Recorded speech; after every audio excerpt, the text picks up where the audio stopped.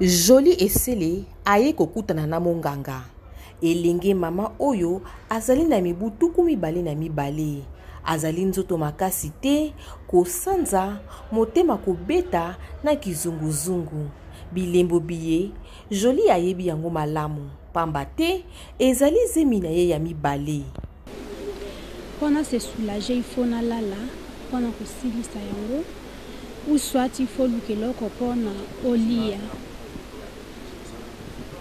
Tant on a vertige, et on sous senga vertige on senga olia, et on soupe koza na ngo yanzala te, ou soit olala, ou soit oluka médecin, place aux traitements pona prescrire ba kisu esengeli ou apaiser ba vertige.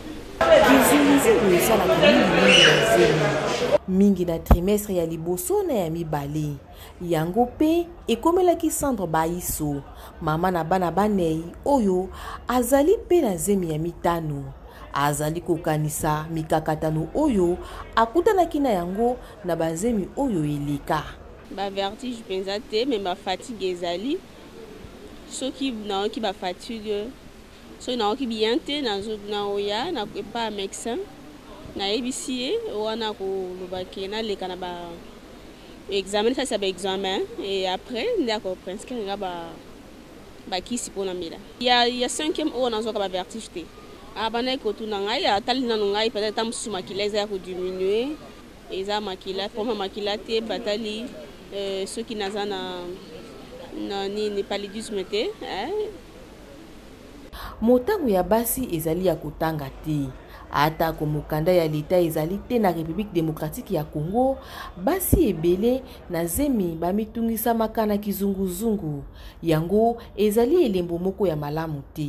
Ça peut être dû à ekoki kozala bokono ya tension na position ya kotelema pe ekomatisa makila. Komona ndenge hémoglobine ya mwasi ya zemi ekozalaka na se ekoki pe komema hypoglycémie. Ekoki kozala bokono ya tension na position ya kotelema pe ekomatisa makila. Esengeli kolandela malamu kizunguzungu na eleko ya zemi.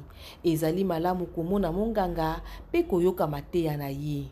par rapport au traitement aussi, si je peux dire curatif, je parlerai plus de corriger soit son état. Na kotala traitement, na koloba ete esengeli to corriger sukali to pe tension.